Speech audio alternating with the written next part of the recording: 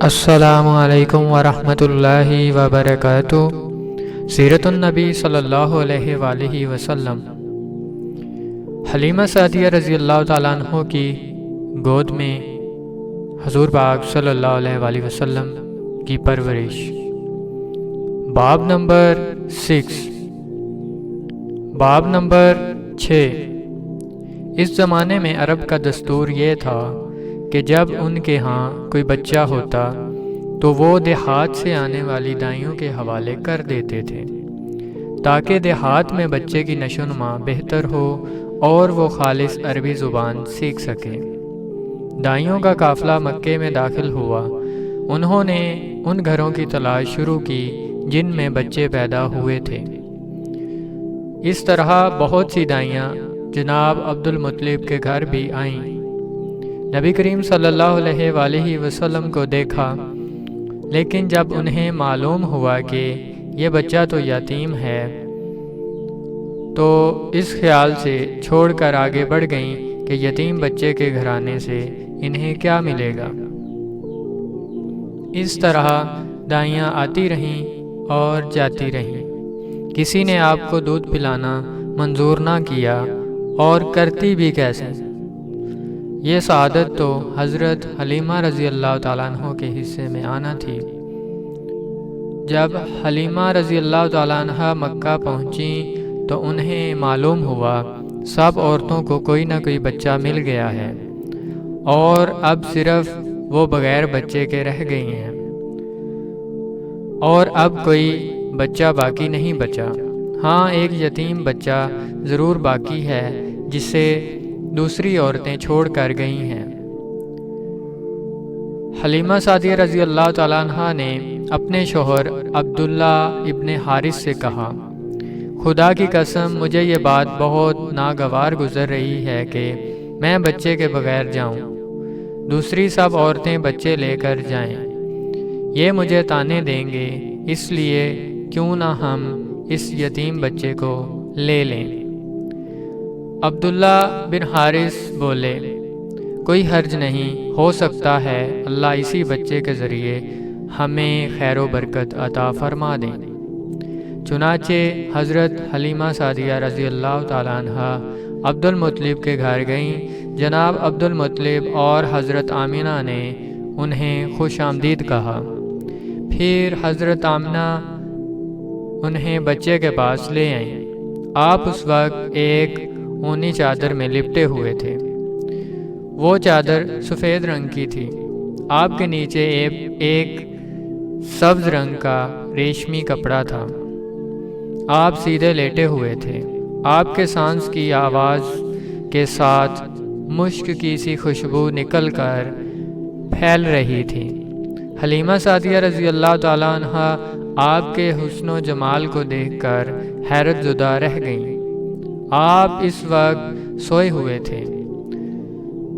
انہوں نے جگانا مناسب نہ سمجھا، لیکن جو ہی انہوں نے پیار سے اپنا ہاتھ آپ کے سینے پر رکھا، آپ مسکرا دیے اور آنکھیں کھول کر ان کی طرف دیکھنے لگے۔ حضرت حلیمہ سعدیہ رضی اللہ تعالیٰ عنہ فرماتی ہیں، میں نے دیکھا آپ کی آنکھوں سے ایک نور نکلا جو آسمان تک پہنچ گیا۔ میں نے آپ کو گود میں اٹھا کر آپ کی دونوں آنکھوں کے درمیانی جگہ پر پیار کیا۔ پھر میں نے آپ کی والدہ اور عبد المطلب سے اجازت چاہی، بچے کے لیے قافلے میں آئی۔ میں نے آپ کو دودھ پلانے کے لیے گود میں لٹایا تو آپ دائیں طرف سے دودھ پینے لگے۔ پہلے میں نے بائیں طرف سے دودھ پلانا چاہا، لیکن آپ نے اس طرف سے دودھ نہ پیا۔ دائیں طرف سے آپ فوراً دودھ پینے لگے۔ بعد میں بھی آپ کی یہی عادت رہی۔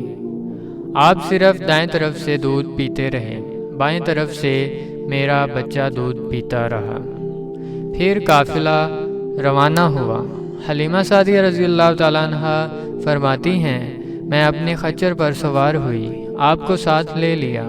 اب جو ہمارا خچر چلا تو اس قدر تیز چلا کہ اس نے پورے قافلے کی سواریوں کو پیچھے چھوڑ دیا۔ پہلے وہ مریل ہونے کی بنا پر سب سے پیچھے رہتا تھا۔ میری خواتین ساتھی حیرانگی سے مخاطب ہوئیں، اے حلیمہ، یہ آج کیا ہو رہا ہے؟ تمہارا خچر اس قدر تیز کیسے چل رہا ہے؟ کیا یہ وہی خچر ہے جس پر تم آئی تھی اور جس کے لیے ایک ایک قدم اٹھانا مشکل تھا؟ جواب میں ان سے کہا، بے شک یہ وہی خچر ہے، اللہ کی قسم اس کا معاملہ عجیب ہے۔ پھر یہ لوگ بنو سعد کی بستی پہنچ گئے۔ ان دنوں یہ علاقہ خشک اور قحط زدہ تھا۔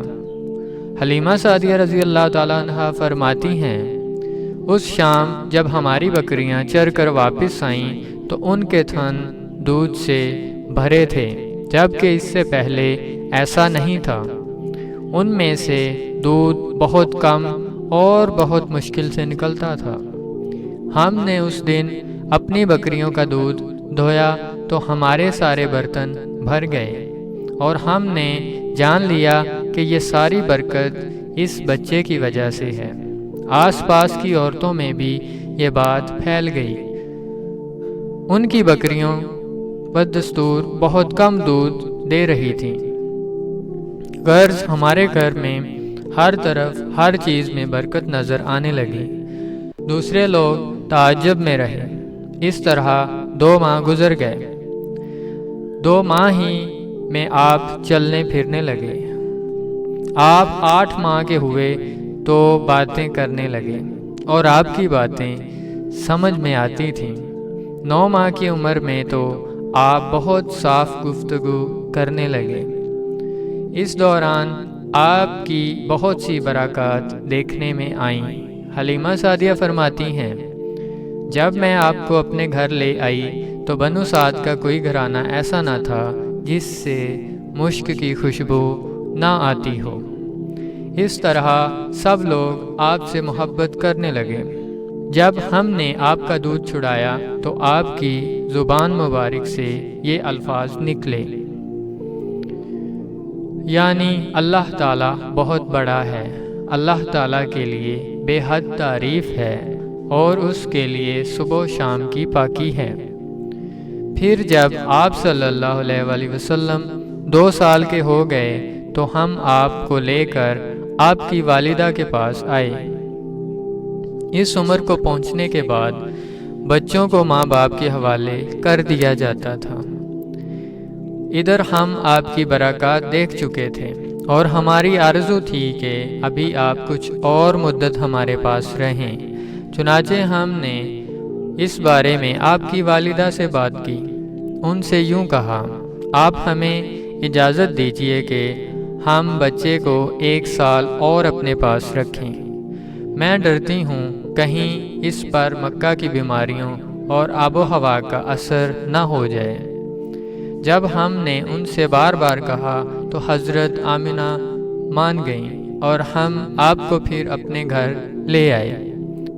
جب آپ کچھ بڑے ہو گئے تو باہر نکل کر بچوں کو دیکھتے تھے۔ وہ آپ کو کھیلتے نظر آتے، آپ ان کے نزدیک نہ جاتے۔ ایک روز آپ نے مجھ سے پوچھا، امی جان کیا بات ہے؟ دن میں میرے بھائی بہن نظر نہیں آتے۔ آپ اپنے دودھ شریک بھائی عبداللہ اور بہنوں انیسہ اور شیمہ کے بارے میں پوچھ رہے تھے۔ حلیمہ رضی اللہ تعالیٰ عنہ فرماتی ہیں، میں نے آپ کو بتایا وہ صبح سویرے بکریاں چرانے جاتے ہیں، شام کے بعد گھر آتے ہیں۔ یہ جان کر آپ نے فرمایا، تب مجھے بھی ان کے ساتھ بھیج دیا کریں۔ اس کے بعد آپ اپنے بھائی بہنوں کے ساتھ جانے لگے۔ آپ خوش خوش جاتے اور واپس آتے۔ ایسے میں ایک دن میرے بچے خوفزدہ انداز میں دوڑتے ہوئے آئے اور گھبرا کر بولے، امی جان جلدی چلیے ورنہ بھائی محمد صلی اللہ علیہ وآلہ وسلم ختم ہو جائیں گے۔ یہ سن کر ہمارے تو ہوش اڑ گئے۔ دوڑ کر وہاں پہنچے، ہم نے آپ کو دیکھا، آپ کھڑے ہوئے تھے، رنگ اڑا ہوا تھا، چہرے پر زردی چھائی ہوئی تھی، اور یہ اس لیے نہیں تھا کہ آپ کو سینہ چاک کیے جانے سے کوئی تکلیف ہوئی تھی، بلکہ ان فرشتوں کو دیکھ کر آپ کی حالت ہوئی تھی۔ حلیمہ سعدیہ رضی اللہ تعالیٰ عنہ فرماتی ہیں، ہم نے آپ سے پوچھا کیا ہوا تھا؟ آپ نے بتایا، میرے پاس 2 آدمی آئے تھے، وہ سفید کپڑے پہنے ہوئے تھے۔ وہ دونوں حضرت جبرائیل اور حضرت میکائیل علیہ السلام تھے۔ ان دونوں میں سے ایک نے کہا، کیا یہ وہی ہیں؟ دوسرے نے جواب دیا، ہاں یہ وہی ہیں۔ پھر وہ دونوں میرے قریب آئے، مجھے پکڑا اور لٹا دیا۔ اس کے بعد انہوں نے میرا پیٹ چاک کیا اور اس میں سے کوئی چیز تلاش کرنے لگے۔ آخر انہیں وہ چیز مل گئی اور انہوں نے اسے باہر نکال کر پھینک دیا۔ میں نہیں جانتا وہ کیا چیز تھی۔ اس چیز کے بارے میں دوسری روایات میں یہ وضاحت ملتی ہے کہ وہ سیاہ رنگ کا ایک دانہ سا تھا۔ یہ انسان کے جسم میں شیطان کا گھر ہوتا ہے اور شیطان انسان کے بدن میں یہیں سے اثر ڈالتا ہے۔ حلیمہ سعدیہ رضی اللہ تعالیٰ عنہ فرماتی ہیں، پھر ہم آپ کو گھر لے آئے۔ اس وقت وہ میرے شوہر عبداللہ بن حارث نے مجھ سے کہا، حلیمہ مجھے ڈر ہے کہیں اس بچے کو کوئی نقصان نہ پہنچ جائے، اس لیے اسے اس کے گھر والوں کے پاس پہنچا دو۔ میں نے کہا ٹھیک ہے۔ پھر ہم آپ کو لے کر مکہ کی طرف روانہ ہوئے۔ جب میں مکہ کے بالائی علاقے میں پہنچی تو آپ اچانک غائب ہو گئے۔ میں حواس باختہ ہو گئی۔